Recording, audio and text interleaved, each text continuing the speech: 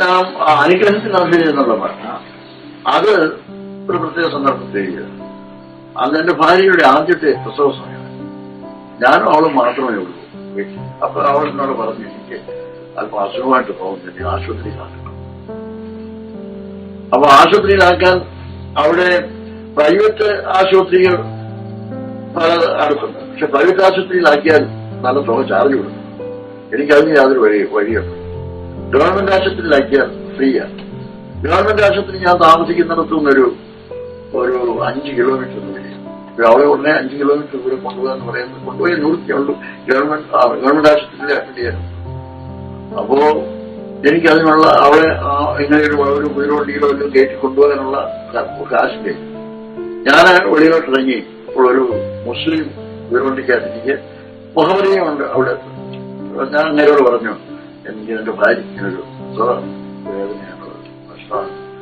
Government ആശുപത്രിയിലാണ് ആക്കുന്നത്. എനിക്ക് ഭയങ്കര ഉദ്ദേശിച്ചിട്ട് കാശ് എനിക്ക് ഇപ്പോൾ സാധിക്കുന്നത് അപ്പുറം തന്നിട്ടുണ്ട്. എന്നെ ശരിയില്ലേ നമുക്ക് അപ്പുറം തന്നിട്ടുണ്ട്. അങ്ങനെ ഉടനെ പറഞ്ഞു, ഇത് കാശാ പെരുസ്, വാങ്ങിയ അമ്മ കൂട്ടിട്ട് വാങ്ങിയ സീക്കിരം കാശ് പെരുസ്, മനുഷ്യൻ തന്നെ പെരുസ് എന്ന് പറഞ്ഞ് എന്നെ ഉടനെ കൊട്ടാൻ പറഞ്ഞ് ആ വണ്ടിയിൽ കയറ്റി ഞാൻ അവിടെ ഗവൺമെന്റ് ആശുപത്രി ചെന്നു. ഗവൺമെന്റ് ആശുപത്രി ചെന്ന ഉടനെ ഒരു നേഴ്സ് എത്രയാണ് ചോദിച്ച കാര്യം പറഞ്ഞപ്പോൾ അവളെ കുട്ടിക്കൊണ്ട് മുന്നോട്ട് പോയപ്പോ ഞാൻ ആ വാതിൽ നിൽക്കുമ്പോ നേഴ്സ് പുറകോട്ട് തിരിഞ്ഞു നോക്കി. ആളുകൾ ആരെങ്കിലും നിൽക്കக்கூടാതെ, പോ വീട്ടിലേക്ക് പോ, ഞാൻ പാട്ടുന്ന ആളുകളെല്ലാം നിൽക്കാതെ പോ വീട്ടിലേക്ക് പോ. ഈ നേഴ്സ് വന്നു. ആ നേഴ്സ് അത് പറഞ്ഞു, നീക്കണം നിൽക്കണമെന്നുണ്ടായിരുന്നു. അപ്പൊ പോകെ ആളുകൾ നിൽക്കുന്നു. അപ്പൊ എന്റെ ഭാര്യ എന്നെ പുറകോട്ട് തിരിഞ്ഞു. ഇങ്ങനെ ഒരു സ്റ്റാറ്റാണ്. എനിക്കെന്തോ അത് എന്റെ ഹൃദയത്തിൽ എന്നോടൊരു 5 യാത്ര അവൾ പറയുകയാണ്. ഇടി കിട്ടുന്ന എനിക്ക് തോന്നുന്നു. ഒന്നും പറഞ്ഞില്ല. അവൾ പുറകോട്ട് തിരിഞ്ഞു നോക്കി.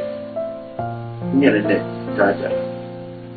അതെനിക്ക് ആദ്യത്തെ പ്രസവമാണ്. അനേക പ്രസവത്തോടെ മരിക്കാറുണ്ട്. സഹായത്തിനും ആരുമില്ല. ഈ ഒരു അന്തരീക്ഷത്തിൽ തിരിഞ്ഞ് എന്നോട് ഇങ്ങനെ ഒരു ടാറ്റ പറഞ്ഞത് പറഞ്ഞിട്ട് അവൾ മുഖം തിരിച്ച് നടന്നുപോയി. ഞാൻ അവിടെ നിന്ന് കരഞ്ഞിരിക്കാൻ വേണ്ടി അന്ന് രാത്രി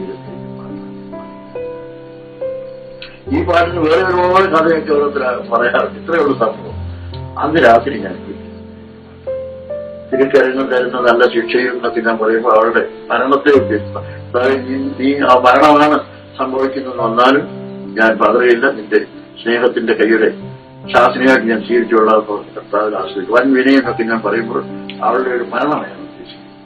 അങ്ങനെയൊക്കെ വന്നാലും ഞാൻ നിന്നിൽ ആശ്രയിക്കും.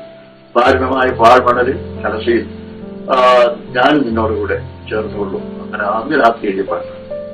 അതുപോലെ ഓരോ കഷ്ടതകളുടെയും പ്രയാസങ്ങളുടെയും സമയങ്ങളിലെ ഓരോ പാട്ടുകൾ എഴുതിയിട്ടുണ്ട്.